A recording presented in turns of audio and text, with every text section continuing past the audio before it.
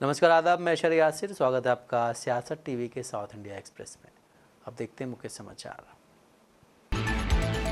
विधानसभा में कांग्रेस सरकार का पहला साल पूरा होने के लगभग एक साल बाद तेलंगाना के मुख्यमंत्री रेवंत रेड्डी गर्व से अपनी पार्टी की उपलब्धियों, खासकर बेरोजगारी की घटती दर का बखान कर रहे हैं। केंद्र सरकार की लेबर फोर्स सर्वे रिपोर्ट के मुताबिक तेलंगाना में बेरोजगारी दर जुलाई में 22.9% से घटकर इस साल सितंबर में 18.81% हो गई है। ये तब हासिल हुआ जब राज्य ने राज्य सरकार की नौकरियों को भरने के लिए एग्जाम सुनिश्चित की और कम से कम 55,143 व्यक्तियों को नियुक्त किया। अपनी उपलब्धियों का जश्न मनाने के लिए राज्य में कांग्रेस सरकार ने 26 दिवसीय प्रजा विजयोत्सव आयोजित किया, जो 14 नवंबर को शुरू हुआ था और आज शाम को शुरू होने वाले 3 दिवसीय भव्य समापन समारोह के साथ सोमवार को समाप्त होगा। समारोह हुसैन सागर झील पर आयोजित किया जा रहा है और राज्य में कई निवेशकों की घोषणा के साथ साथ संगीत सांस्कृतिक कार्यक्रम भी होंगे। इसके अतिरिक्त सरकार ने राज्य में विपक्षी नेताओं को आमंत्रित किया है, जिनमें तेलंगाना विधानसभा में विपक्ष के नेता और पूर्व मुख्यमंत्री के चंद्रशेखर राव और भारतीय जनता पार्टी के नेता और केंद्रीय मंत्री किशन रेड्डी सहित अन्य लोग भी शामिल हैं।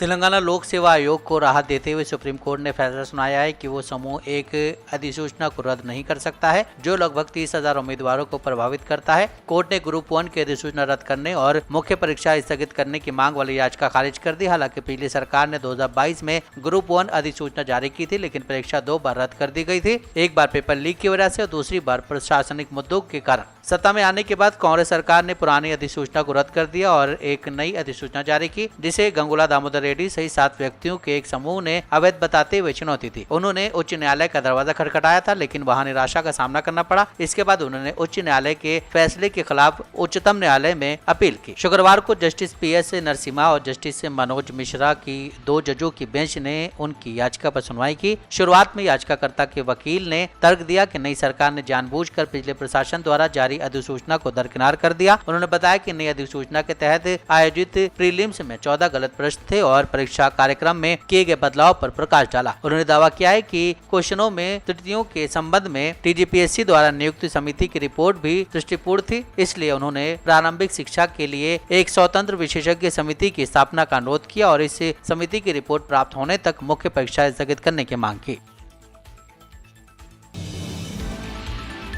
सरकारी कार्यक्रमों में प्रोटोकॉल की कमी कांग्रेस के कई निर्वाचित जनप्रतिनिधियों को नागवार गुजर रही है। कुछ विधायकों और सांसदों के बाद अब MLC सी नवीन यानी 3 बार मल्लाना ने सरकारी कार्यक्रम में उपेक्षा किए जाने पर नाखुशी जाहिर की है। कांग्रेस MLC ने यादाद्री पावर पॉइंट लॉन्च कार्यक्रम के निमंत्रण में अपना नाम शामिल नहीं करने के लिए राज्य सरकार में गलती पाई है। MLC नवीन कुमार एक वीडियो में कहते हुए नजर आ रहे हैं कि नलगोंडा स्नाकोर ने मुझे विधान परिषद के सदस्य के रूप में चुना है। मुझे ये समझ में नहीं आ रहा है कि निमंत्रण में मेरे नाम का उल्लेख क्यों नहीं किया गया है। उन्होंने अपना नाम न जोड़ने पर प्रधान सचिव संदीप कुमार और नलगोंडा कलेक्टर से स्पष्टीकरण मांगा है। कांग्रेस MLC ने बताया कि निमंत्रण में अन्य MLC के नामों का उल्लेख किया गया था। नवीन ने कहा कि क्या मैं विधान परिषद का सदस्य नहीं हूं? ये प्रत्यक्ष रूप से मुझे कार्यक्रम में शामिल न होने के लिए कहने जैसा है। कांग्रेस नेताओं द्वारा प्रोटोकॉल की कमी पर नाखुशी व्यक्त करने का ये पहला मामला नहीं है।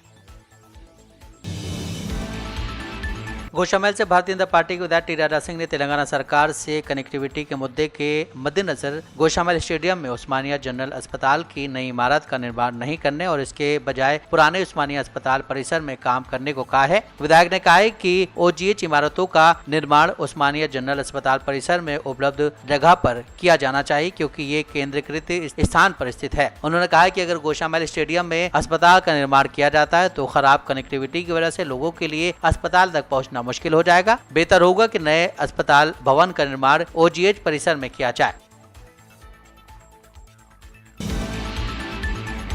मस्जिद विवाद को लेकर MIM चीफ असदुद्दीन ओवैसी ने बड़ा बयान दिया। उन्होंने कहा है कि लोगों को इतिहास की लड़ाई में धकेला जा रहा है। देश की 14% आबादी दबाव का सामना कर रही है। ऐसे माहौल में कोई देश महाशक्ति नहीं बन सकता। ओवैसी ने कहा है कि वाहिनी परिषद और सेना के पीछे सत्ताधारी पार्टियों, उनका कर्तव्य है कि वो पूजा स्थल अधिनियम की रक्षा करें और इन झूठे विवादों को समाप्त करें। दरअसल देश में मंदिर मस्जिद का विवाद थमने का नाम नहीं ले रहा है। संभल के बाद अब जौनपुर जिले की अटाला मस्जिद के मंदिर होने का दावा किया गया। अटाला मस्जिद विवाद का मामला अब हाईकोर्ट पहुंच चुका है। 14वीं शताब्दी में बनी इस मस्जिद के मंदिर होने का दावा किया जा रहा है। इसको लेकर जिला कोर्ट में एक याचिका डाली गई है। यह याचिका स्वराज वाहिनी एसोसिएशन ने डाली है, जिसमें कहा गया है कि जिस जगह मस्जिद है वहां पहले अटाला देवी का मंदिर हुआ करता था।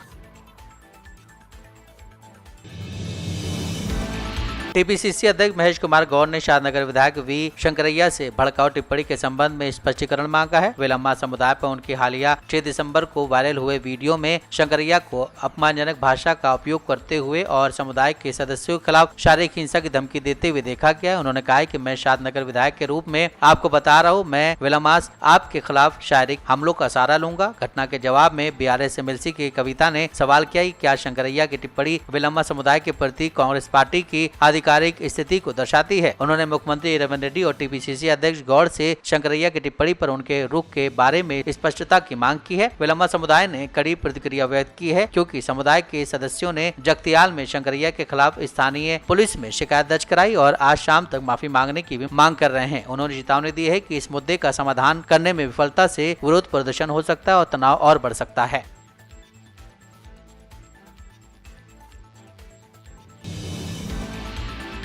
आज तेलंगाना के महबूब नगर में 3.0 तीव्रता का भूकंप आया, जिससे लोग चौंक गए हैं। दोपहर 12:15 पर स्थानीय लोगों द्वारा ये झटके महसूस किए गए। एक हफ्ते के भीतर राज्य में ये दूसरा भूकंप का झटका था। 4 दिसंबर को तेलंगाना के मुलुगु जिले में 5.3 तीव्रता का भूकंप आया था। भूकंप सुबह लगभग 7:27 पर 40 किलोमीटर की गहराई पर आया था। भूकंप सिर्फ तेलंगाना तक ही सीमित नहीं था, आंध्र प्रदेश के कुछ हिस्सों में भी हल्के झटके महसूस किए गए थे। उल्लेखनीय है कि झटकों के बावजूद किसी के हताहत होने या संपत्ति को महत्वपूर्ण क्षति होने की सूचना नहीं है।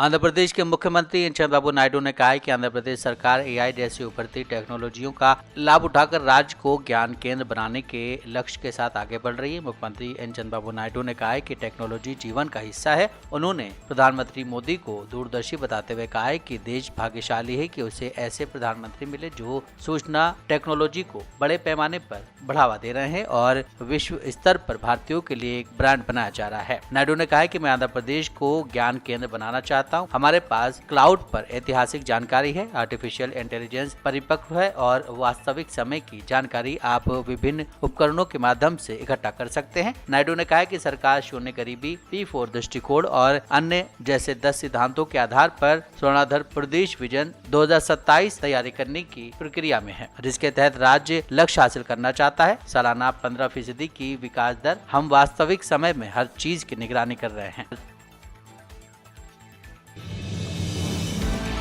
दिल्ली की जामा मस्जिद के शाही इमाम सैयद अहमद बुखारी ने देश के प्रधानमंत्री नरेंद्र मोदी से देश के मुसलमानों से बात करने की भावुक अपील की है। उन्होंने ये अपील नमाज के बाद की, जब देश में मस्जिदों के सर्वे को लेकर सांप्रदायिक तनाव बढ़ रहा है। बुखारी ने कहा है कि प्रधानमंत्री मोदी को अपनी कुर्सी का सही इस्तेमाल करना चाहिए और मुसलमानों के दिल जीतने चाहिए। बुखारी ने प्रधानमंत्री मोदी से यह भी कहा है कि आप जिस कुर्सी पर बैठे उस कुर्सी का न्याय करें, मुसलमानों का दिल जीते और उन उपद्रवियों को रोके जो देश का माहौल खराब करने की लगातार कोशिश कर रहे हैं। इसके आगे उन्होंने कहा है कि आज स्थिति 1947 से भी बदतर हो गई और ये स्थिति देश के भविष्य को लेकर चिंताएं पैदा कर सकती है। बुखारी ने जब ये कहा कि देश किस दिशा में जाएगा ये कोई नहीं जानता, उस दौरान उनकी आंखों में आंसू भी थे। बुखारी ने प्रधानमंत्री मोदी से तुरंत कदम उठाने की अपील की है। उन्होंने सुझाव दिया है कि इस तनाव को सुलझाने के लिए 3 हिंदू और 3 मुसलमानों को बातचीत के लिए आमंत्रित किया जाए। उन्होंने कहा कि देश के माहौल को सुधारने के लिए इस बातचीत की बेहद आवश्यकता है।